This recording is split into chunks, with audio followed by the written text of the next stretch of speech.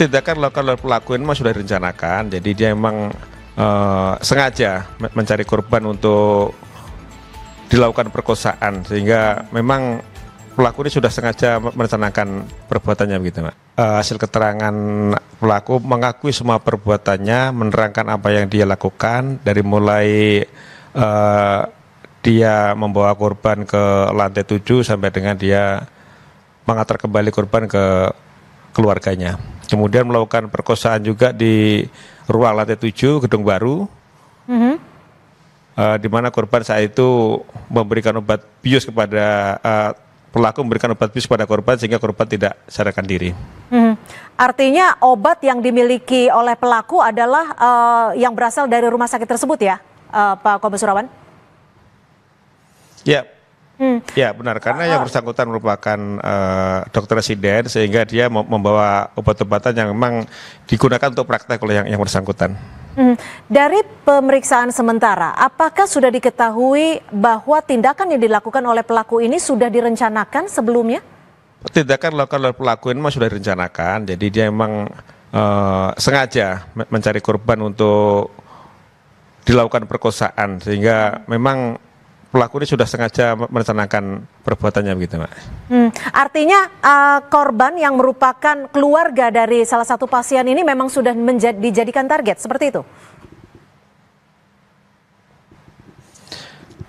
Mungkin kebetulan saja, tapi kalau dia merencanakan perbuatan seperti ini, memang dia selalu merencanakan perbuatan seperti ini. Dari hasil keterangan rumah sakit juga memang ada 2 korban lagi yang nanti akan kita minta keterangan. Ada 2 korban lagi yang datang ke polisi atau seperti apa? Boleh kembali ditegaskan, Pak Kombes? Kebetulan dari rumah sakit sendiri sudah buka hotline terhadap peristiwa ini, Mbak. Jadi hasil keterangan dari rumah sakit, ada 2 korban lagi yang sudah mengadukan ke rumah sakit dan nanti akan kita lakukan pemeriksaan juga.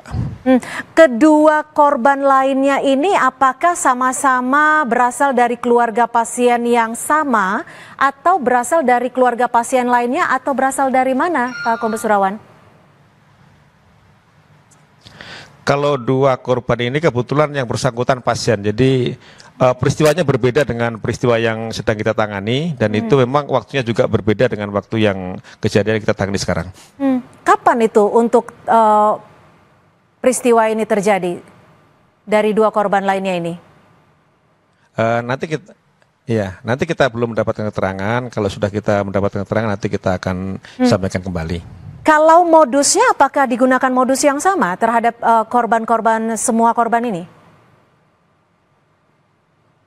Ya, rata-rata modusnya sama, jadi dengan dalih mengambil sampel darah ataupun mengambil sampel DNA dan sebagainya, kemudian korban dibawa ke tempat yang sama, ke lokasi yang sama, kemudian diberikan obat bius, setelah itu dilakukan pemeriksaan terhadap pemerkosaan terhadap para korban.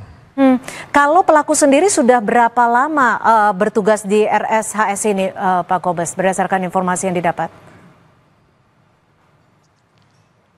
Pelaku baru karena kebetulan dia adalah mahasiswa salah satu perguruan tinggi, kemudian juga melakukan praktek dan saat ini sudah semester 2 sehingga dia belum begitu lama juga dia melalui sebagai mahasiswa kedokteran residen. Jadi dia baru juga praktek di rumah sakit itu. Saat pelaku melancarkan modus dan juga tindakannya terhadap para korbannya, apakah ada saksi, perawat atau dokter lainnya atau seperti apa?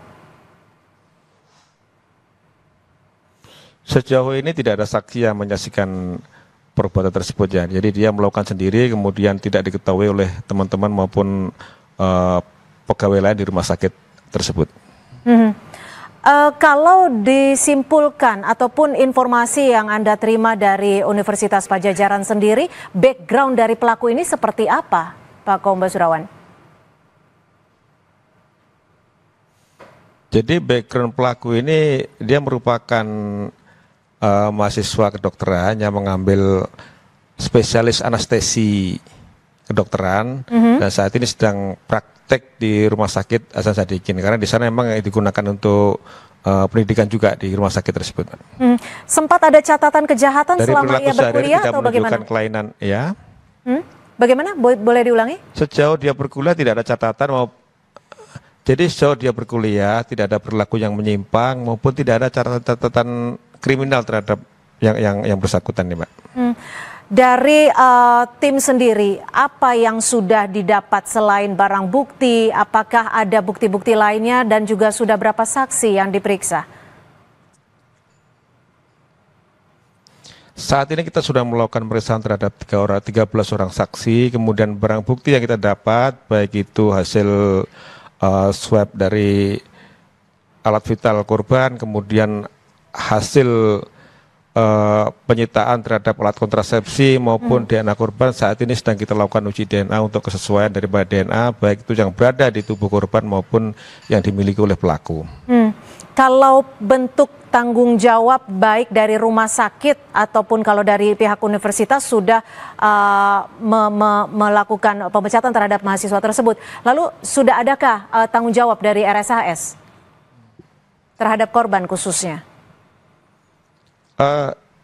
Sejauh ini RSHS memang bertanggung jawab terhadap korban, memberikan terapi psikologi dan sebagainya supaya tidak menderita trauma secara psikologis. Di samping itu juga dari RSHS sejauh ini sudah membuka hotline pengaduan manakala ada korban-korban lain yang menjadi korban daripada pelaku. Oke, jadi artinya kami konfirmasi kembali hingga saat ini sudah ada 3 korban yang melapor terkait dugaan perkosaan dan juga pembiusan ya Pak Surawan. Ancaman hukumannya singkat saja.